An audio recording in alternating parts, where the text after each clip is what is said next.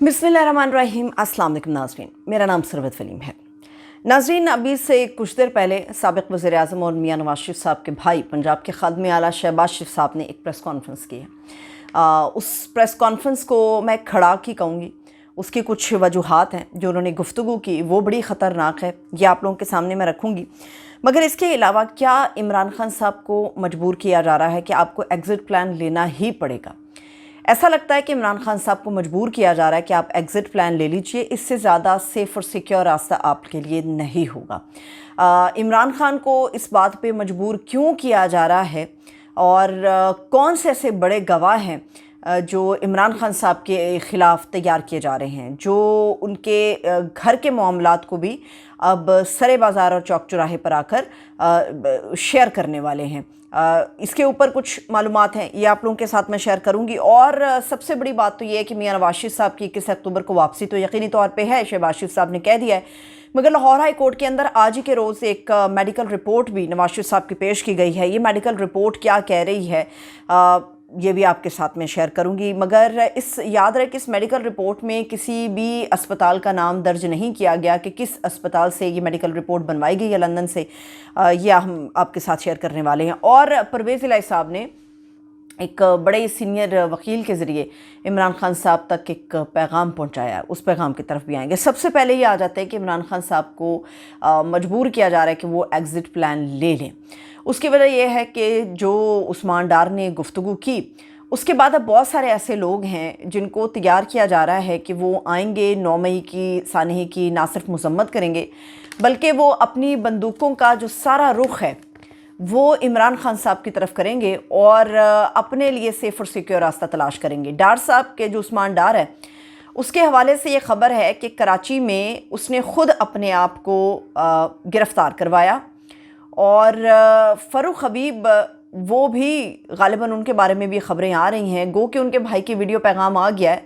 मगर फ़ारूक हबीब भी अब उनके बारे में ये दावा सामने आ रहा है कि छुप छुप कर वो थक गया है और फ़ारूक हबीब भी चाहते हैं कि उनको गिरफ़्तार कर लिया जाए आज या कल या एक आधे दिन में, 24 से 48 घंटों के अंदर कोई बड़ी ख़बर जो है वो फ़ारूक हबीब साहब के मुतालिक भी सामने आ सकती है, जो बज़ाहिर ऐसा लगता है कि इंटरव्यू का सहारा नहीं लेंगे। उसकी वजह यह है कि सदाकत अली अब्बासी का जो इंटरव्यू है उसको रोक दिया गया और कहा जा रहा है मुमकिन है कि वो भी कोई इसी तरह किसी जगह पर किसी के घर पर बैठ के या तो इंटरव्यू देंगे, वो किसी टीवी सेट के ऊपर नज़र नहीं आएंगे।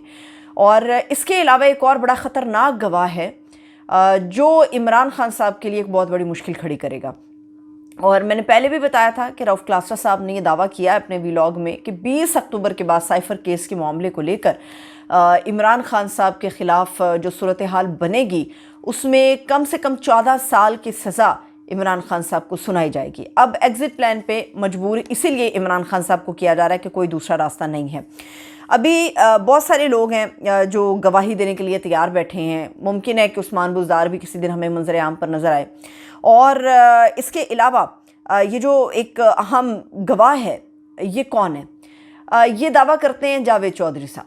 जावेद चौधरी ने ये दावा किया था कि इमरान रियाज की बाजियाबी में मियां नवाज़ शरीफ साहब ने अपना रोल प्ले किया था और उन्होंने एक इस्टेब्लिशमेंट के बहुत ही बड़े आदमी के सामने इस मामले को रखा था अपनी गुफ्तगू में। और फिर इमरान रियाज की जो है वो बाजियाबी हुई थी, जो सहाफ़ी लापता हुए थे और फिर 4 से 5 महीने के पीरियड के दौरान वो वापस आए थे, बाजियाब हुए थे या अपने घर पहुंच गए थे। अभी कहा जा रहा है, जो बात जावेद चौधरी कह रहे हैं, जो दावा कर रहे हैं, वो कह रहे हैं खावर मानिका बुशरा बीबी के साबिक शौहर वो गवाही देंगे इमरान खान साहब के ख़िलाफ़ और ऐसी सूरत के अंदर इमरान खान साहब के लिए बचना नामुमकिन हो जाएगा क्योंकि खावर मानिका उनके घर के मामलात को चौक चौराहे के अंदर डिस्क्लोज़ करेंगे। और इसके अलावा खावर मानिका के पास अपने लिए बचने के लिए कोई सेफ़ प्लान नहीं है, इसीलिए वो अपने आप को बचाने के लिए अब बुशरा बीबी और ख़ास तौर पे इमरान खान साहब के ख़िलाफ़ जो है वो इल्ज़ामात की बुछाड़ करेंगे। और लेकिन बहुत सारी और भी चीज़ें हैं, ज़ाहिर सी बात है बुशरा बीबी के अपने बच्चे हैं और उनके ठेकों के हवाले से बहुत सारी चीज़ें आती रहती हैं सामने। खावर मानिका ने किस तरह से ना गवर्नमेंट का हिस्सा ना होते हुए गवर्नमेंट को इंजॉय किया था, ये सबको पता है। मगर खावर मानिका अब इमरान खान पे जो इल्ज़ामात लगाएंगे वो उनके घर से मुताल्लिक होंगे और वो कहते हैं घर का भेदी लंका ढाता है। تو یہ وہ ساری چیزیں ہیں جو پتہ نہیں کبھی بھی کسی بھی لمحے، کیونکہ سیاست اب ایسے موڑ پہ آن کھڑی ہوئی ہے کہ کبھی بھی کسی بھی لمحے خابر مانی کا جو ہے وہ سامنے آ سکتے ہیں. اور جس طرح سے لوگوں کی تعداد بڑھ رہی ہے عمران خان صاحب کے خلاف گواہیاں دینے کی، اور ایسی صورت میں یہ بالکل کہنا درست ثابت ہو سکتا ہے کہ جو دعویٰ رؤف کلاسہ صاحب کر رہے ہیں کہ 20 اکتوبر کے بعد سائفر کا جو کیس ہے وہ عمران خان صاحب کے لیے مشکل کھڑی کرے گا، اور کم سے کم 14 سال جو ہے وہ عمران خان صاحب کو سزا دینے کا پلان ہے. اب بیک ڈور جو ہے عمران خان صاحب سے مذاکرات بھی ہو رہے ہیں، چاہے اس کی تردید ہوتی رہے، لیکن یہ بات سب جانتے ہیں ایک بہت بڑا لیڈر ہے جو اس وقت جیل کے اندر ہے، تنگی کاٹ رہا ہے، سختی برداشت کر رہا ہے، جس کی صحت کے مسائل بھی ہمیں ہوتے ہوئے نظر آ رہے ہیں، کیونکہ ظاہر سی بات ہے وہ ایک فزیکل فٹنس پہ بلیو کرنے والا لیڈر ہے.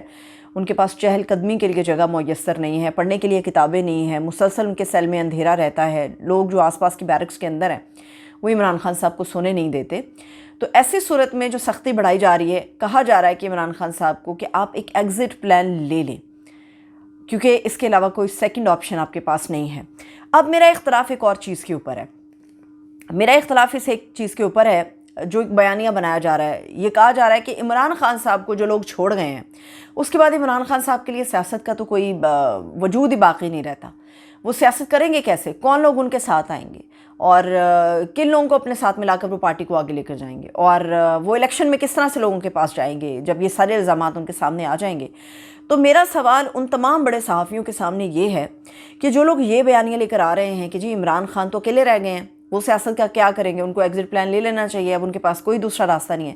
میرا ان تمام معتبر صحافیوں سے ایک سوال ہے جو بڑے سینئر ہیں اپنے اس کام کے اندر، یہ ذرا جواب دیجئے کہ جو لوگ عمران خان کا ساتھ چھوڑ کر جا رہے ہیں ان کا سیاسی مستقبل کیا ہے؟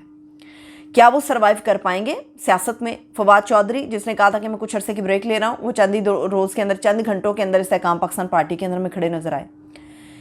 جس کو سیاست کا چسکا لگ جاتا ہے، جس کے منہ کو، جس کی زبان کو سیاست کا چسکا لگ گیا ہے، وہ سیاست سے آدمی دور نہیں رہ سکتا.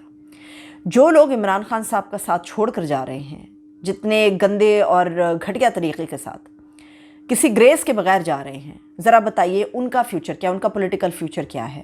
کیا وہ لوگوں کے سامنے جا سکیں گے؟ کیا ہمارے پاس سرویز نہیں آ رہے کہ عمران خان صاحب کے خلاف جتنی زیادہ مہم بڑھ رہی ہے، عمران خان کے خلاف جتنے زیادہ لوگ آ کے اپنی پارٹی کے لوگ کمپین کر رہے ہیں، جتنے ان کے خلاف الزامات لگا رہے ہیں، کیا ان کے بعد مقبولیت کا جو ایک بہت بڑا پہاڑ عمران خان صاحب کا کھڑا ہو گیا ہے، کیا اس میں رتی برابر کوئی کمی دیکھنے میں آ رہی ہے؟ عمران خان صاحب کے لیے مقبولیت اور ہمدردی دونوں ہی بہت تیزی کے ساتھ بڑھ رہی ہیں، اور اس کا ایک لشکارہ ہم نے دیکھا شہباز شریف صاحب جب اپنے حلقے کے اندر نکلے، سڑک پہ ان کے ساتھ کیا ہوا. لوگ یہ قبول کرنے کے لیے تیار نہیں ہے. آپ اگر ایک آدمی کو فیئر اینڈ فری ٹرائل کا حق نہیں دیں گے تو ایسی صورت میں عوام کسی طور بھی یہ قابل قبول نہیں ہوگا ان کے لیے کہ ایک آدمی پہ جھوٹے الزامات لگا کے آپ اسے ایگزٹ پلان کے لیے مجبور کر دیں. آج بھی یہ بات دعوے کی شکل میں سامنے آتی ہے کہ عمران خان صاحب اگر ایک کھمبا بھی کھڑا کر دیتے ہیں، آج وہ ایک کال دیتے ہیں، وہ کال نہ بھی دیں تو لوگ ہزاروں کی تعداد میں نکل آتے ہیں.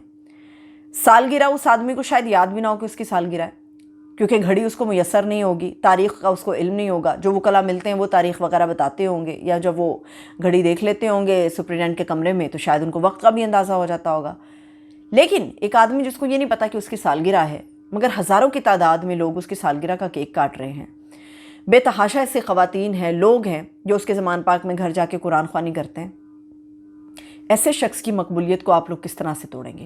میرا سوال ان تمام معتبر صحافیوں سے یہ ہے. دوسری بات یہ ہے کہ اس وقت جو دعویٰ ایک اور بھی جاوید چوہدری صاحب کر رہے ہیں کہ پرویز الہی یہ چاہ رہے ہیں کہ عمران خان صاحب کو پیغام بھجوایا جائے، ایک سینئر وکیل کے ذریعے انہوں نے پیغام بھجوایا کہ خان صاحب ہاتھ میں لا لو اور ضمانت پکی کرا لو، ایسے سروائیول ہوگا، ادروائز نہیں ہوگا. میرا سوال ان اور بڑے صحافیوں سے یہ بھی ہے کہ اگر پرویز الہی صاحب کو ڈنڈی مارنی تھی یا پرویز الہی صاحب کو ہاتھ ملانا ہی ہے تو انہیں اس کے لیے عمران خان صاحب کی ضرورت نہیں ہے.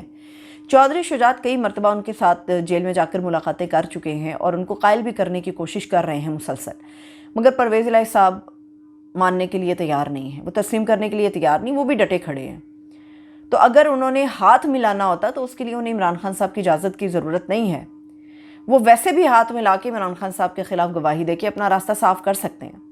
یہ سب چیزیں اتنی آسان نہیں ہیں جتنی تیزی کے ساتھ یہ بیانیہ بنانے کی کوشش کی جا رہی ہے کہ دیکھو سارے چھوڑ کے جا رہے ہیں عمران خان کو، جو بچ گئے وہ سارے چھوڑ جائیں۔ اس وقت جو مرد مجاہد نظر آ رہے ہیں عمران خان صاحب کے ساتھ، ایک طرف تو پرویز الہی ہے، دوسری طرف قریشی صاحب ہے۔ اب قریشی صاحب کے اوپر بھی الزام لگ رہا ہے، ممکن ہے کہ اس میں بہت حد تک سچائی بھی ثابت ہو جائے، مگر قریشی صاحب نے اتنی لمبی جیل کبھی کاٹی نہیں ہے، نہ وہ اس مزاج کے آدمی ہیں۔ اب یہ کہا جا رہا ہے کہ قریشی صاحب انتظار کر رہے ہیں عمران خان کسی طرح سے ایگزٹ پلان لے، عمران خان چلے جائیں اور پارٹی کی چیئرمین شپ جو ہے وہ قریشی صاحب کے ہینڈ اوور کر دی جائے۔ جتنی سختی عمران خان صاحب پہ کی جا رہی ہے، تو ایسی صورت میں کوئی بھی شخص ہے جو عمر کے آخری حصے میں یہ سوچتا ہے کہ یار مجھے لگژریس لائف گزارنی چاہیے، مجھے ایک آرام دہ زندگی چاہیے، مجھے جیل یا بیرک کی سختی اور فرش پہ سونا اور گدے پہ سونا اور گندی زمین پہ بیٹھنا مجھے گوارا نہیں ہے، تو ایسی صورت میں وہ اپنے لیے پلان لے سکتا ہے۔ مگر ایک آدمی جب اپنے اصول پہ ڈٹا ہے، جس کو پتہ ہے کہ میں ایک سچ پہ کھڑا ہوں، تو سچ کی بنیادوں کو ہلانے کی جتنی بھی کوشش کی جائے وہ اپنی جگہ پہ کھڑا رہتا ہے۔ اسی لیے عوام کا ایک بہت بڑا سمندر اس وقت عمران خان صاحب کے ساتھ ہے، اور لوگ یہ قبول کرنے کے لیے تیار نہیں ہیں کہ عمران خان پہ جو الزامات دھڑ لگائے جا رہے ہیں، بڑی تیزی کے ساتھ لگائے جا رہے ہیں، ان میں کوئی قبولیت یا ان کے اندر کوئی سچائی بھی موجود ہے۔ اب آ جاتے ہیں سچائی کے ایک اور معاملے پر۔ میاں نواز شریف صاحب کی جو رپورٹ ہے وہ لاہور ہائی کورٹ میں جمع کرا دی گئی ہے۔ اب یہ جو رپورٹ جمع کرائی گئی ہے، یہ جو ان کے وہاں کے ڈاکٹر ہیں ان کے ذریعے سے جمع کرائی گئی ہے، مگر اس رپورٹ کے اندر اسپتال کا کوئی نام درج نہیں ہے کہ کس اسپتال کی یہ رپورٹ ہے، میاں صاحب کا علاج کہاں پر ہو رہا تھا، یا کوئی اس پرائیویٹ کلینک کا نام درج نہیں ہے جو پرائیویٹ کلینک میں جا کر میاں نواز شریف صاحب باقاعدہ اپنا ٹریٹمنٹ لے رہے ہوں۔ اس میں کہا گیا کہ نواز شریف صاحب کو جو ہے نا وہ سینے کے اندر دل کے عارض لاحق ہے۔ میں آپ لوگوں کو موٹی موٹی سی بات بتا دیتی ہوں کہ نواز شریف صاحب جو ہیں ان کا علاج چلتا رہے گا لندن اور پاکستان دوروں میں، یعنی کہ راستہ صاف کیا جا رہا ہے۔ اب ڈیل تو مل نہیں رہی، نواز شریف صاحب نے جتنی سخت زبان استعمال کیا اتنی سختی ان کے اوپر ہوگی، جو آسائشیں انہیں مل سکتی تھی وہ اب دینے کے لیے ان کو تیار نہیں ہے۔ تو اس لیے نواز شریف صاحب کے لیے بیانیہ بنایا جا رہا ہے کہ وہ بیمار ہیں، ابھی بھی بیمار ہیں۔ خورشید شاہ صاحب مجھے یاد آ گئے ہیں، خورشید شاہ صاحب نے کہا تھا کہ نواز شریف صاحب آئیں گے، ممکن ہے وہ نہ آئیں، کیونکہ کسی کو نہیں پتہ کہ ان کی کتنی بیماری ہیں اور وہ کب تک صحت یاب ہوں گے۔ نواز شریف صاحب دبئی تک آ کے ملاقاتیں سیاسی کر سکتے ہیں، نواز شریف صاحب وطن واپس آنے سے پہلے 4 اہم ملکوں کا دورہ کر سکتے ہیں، سرمایہ کاری کی ڈیلز پاکستان کے اندر لانے کا دعویٰ کر سکتے ہیں، مگر جیسے ہی پاکستان میں لینڈ کریں گے تو ان کو دل کے عارضے کے مسائل جو ہیں وہ لاحق ہو جائیں گے، وہ ان میں مبتلا ہو جائیں گے۔ تو یہ ہماری عدالتوں کو جو رپورٹیں پیش کی جا رہی ہیں، پاکستان کے اندر بھی اس کا کچھ ہمیں سمجھ آنا چاہیے۔ پاکستان کے جو اتنے اچھے میڈیکل سینٹرز ہیں، اتنے اچھے میڈیکل ڈاکٹرز ہیں، ان کی بھی کچھ رائے اس میں شامل ہونی چاہیے تاکہ دودھ کا دودھ پانی کا پانی ہو جائے۔ اور نواز شریف صاحب کو ڈیل کیوں نہیں مل رہی؟ آج واضح طور پہ شہباز شریف صاحب نے جو گفتگو کی ہے، جو پریس کانفرنس کی ہے، جس میں انہوں نے کہا کہ 75 سال اس ملک کو بنے ہوئے ہو گئے، 75 سالوں میں سب سے زیادہ جو احتساب کا نشانہ ہے وہ صرف اور صرف سیاستدان بنے ہیں، تو اس میں سبھی نے اپنا ہاتھ ملایا ہے۔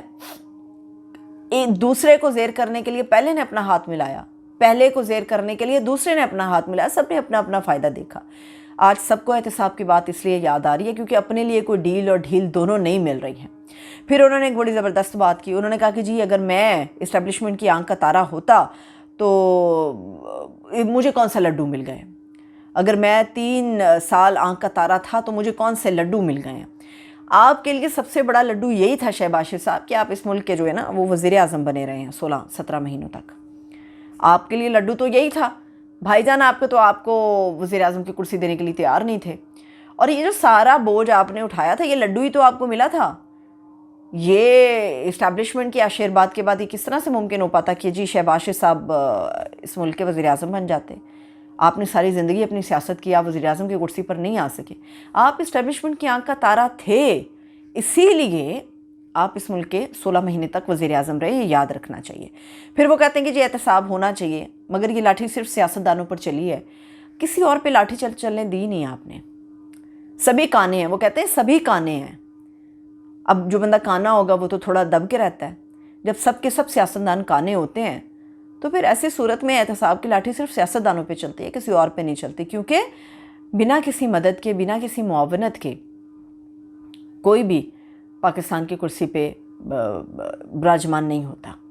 آپ نے کہا جی 2018 کا جو الیکشن ہوا اسی نے پاکستان کو کھوکھلا کیا یا پاکستان کی بنیادوں کو ہلایا، تو جو پہلے الیکشن ہوتے رہے ہیں وہ کون سا فری اینڈ فیئر تھے؟ اگر 2018 کا الیکشن دھاندلی زدہ تھا تو 2018 سے پہلے جو الیکشن ہوئے کیا وہ دھاندلی زدہ نہیں تھے؟ کیا آنے والے الیکشن میں جس طرح سے پاکستان تحریک انصاف کے خلاف ایک کریک ڈاؤن ہو رہا ہے، یہ جو الیکشن ہوگا کیا یہ دھاندلی زدہ نہیں ہوگا؟